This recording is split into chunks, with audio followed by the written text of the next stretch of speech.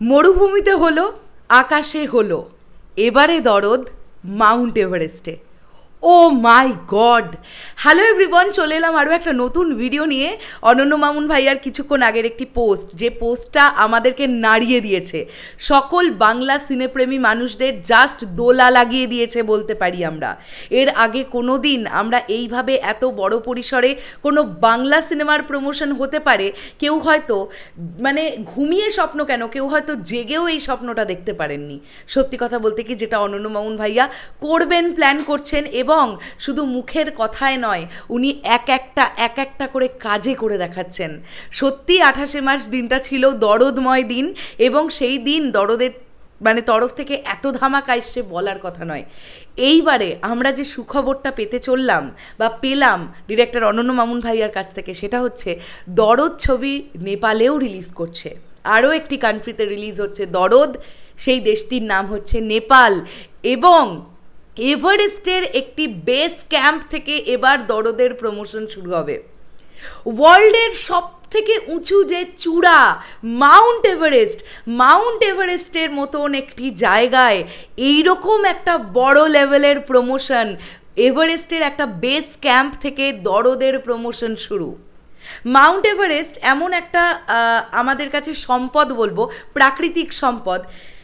India থেকেও যেমন Mount এভারেস্টে যাওয়ার রাস্তা আছে, নেপাল থেকেও মাউন্ট এভারেস্টে যাওয়ার রাস্তা আছে। আমার মনে হয় ওই যে রাস্তাটা, যেটা নেপাল থেকে মাউন্ট এভারেস্টে যাওয়ার রাস্তাটা, এমনই কোনো একটা এভারেস্টের বেস ক্যাম্প থেকে শুরু হবে দরদের প্রমোশন। আর এটা 5300 সামথিং মিটার, এত ফিট উঁচুতে। ভাবতে পারছেন আপনারা? আমরা দরদের টিমের তরফ থেকে স্কাই ডাইভিং পেয়েছি 15,000 ফিট ওপর থেকে, যেটা গতকাল আমাদের কাছে এসেছে, যে একটা এরোপ্লেন থেকে ঝাঁপ দেওয়া। হ্যাঁ, ওই বিষয়টা আমরা দেখেছি। এইবারে ভাবুন তো, যদি বিষয়টা এরকম হয় যে যারা ট্রেকিং করেন পাহাড়ে পর্বতে, সেই তাদের যদি একটা করে দরদের ফ্ল্যাগ হাতে ধরিয়ে দেওয়া যায়, বা তারা পরে আছেন দরদের একটা করে টি শার্ট, তারা পর্বতারোহীরা প্রমোশন করতে করতে যাচ্ছেন দরদের। একবার ভাবুন তো সিনারিটা কি হতে চলেছে। এই চিন্তাভাবনা দরদ টিমের, আর কত ইউনিক চিন্তাভাবনা আছে। আমি শুধু যত ভাবছি তত মুগ্ধ হচ্ছি। আজকে সকল বাঙালিদের গর্ব করা উচিত, এপার বাংলা ওপার বাংলা নির্বিশেষে গর্ব করা উচিত, যে একটা সিনেমা যেটা মাউন্ট এভারেস্টে প্রমোশন করবে বলছে। এটা কি কত বড় পরিসরে ভাবা যেতে পারে একটা সিনেমাকে, কিভাবে মানুষের রন্ধ্রে রন্ধ্রে সিনেমাটাকে ঢোকাতে হয়, একটা সিনেমার হাইপ কিভাবে ক্রিয়েট করতে হয়, সেটা দরদ টিম আমাদেরকে দিনের পর দিন ডে বাই ডে বুঝিয়ে দিচ্ছে। এবং এখনই যদি এই হয়, তাহলে রিলিজের আগে ঠিক কি হবে আপনারা ভাবতে পেরেছেন? আপনাদেরকে আজকে সকালের প্রথম ভিডিওটাতেই বলছিলাম যে দরদ টিম টোটাল 3 থেকে 3.5 কোটি টাকার প্রমোশন, শুধু প্রমোশন নিয়ে মার্কেটে নেমেছে। তাহলে কি করতে পারে?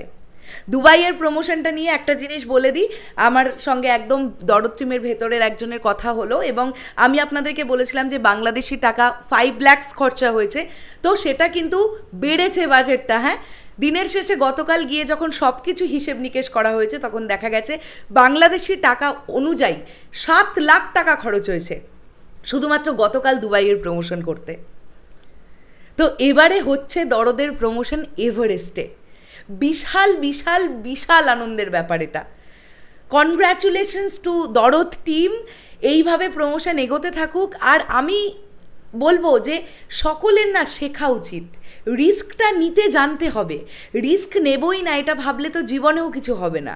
অনন্য মামুন ভাইয়া সেই রিস্কটা নিয়ে এবং নিজেকে পজিটিভ রেখে, পজিটিভিটি মেনটেন করে একের পর এক প্রমোশন করে যাচ্ছেন, যে প্রমোশনগুলো সত্যি আমরা যখন দর্শক হিসেবে দেখছি আমাদের তাক লেগে যাচ্ছে। এই ছবিটা হয়তো অনেক ল্যাঙ্গুয়েজে অনেক মানুষ দেখবেন, যারা যে সকল ভাষাভাষী মানুষ তাদের নিজেদের ল্যাঙ্গুয়েজে দেখবেন, কিন্তু দিনের শেষে আপনারা মনে করে দেখুন যে বাংলাদেশের সুপারস্টার শাকিব খান এই ছবির নায়ক, এই ছবির নায়ক একজন বাংলাদেশের ডিরেক্টর অনন্য মামুন, এই ছবির নায়িকা একজন বলিউড অ্যাক্ট্রেস সোনাল চৌহান। এই বিষয়গুলো আপনারা একবার ভাবুন, দেখুন, মন থেকে একটা আলাদা ব্যাপার আসবে। এটা কোনো হলিউড ছবি না, এটা মানতে হবে, এটা আমাদের বাংলা ছবি, এটা দরদ, এটা একটা প্যান ইন্ডিয়া ছবি। দরদ বা দর্দ, এই ছবিটার প্রমোশন ভাবা হচ্ছে এভারেস্টের একটা বেস ক্যাম্প থেকে শুরু হবে একটা প্রমোশন, এরকম আমরা কিছু দেখতে চলেছি। ও মাই গড, জাস্ট স্পেল বাউন্ডিং একটা বিষয়পত্র ঘটছে।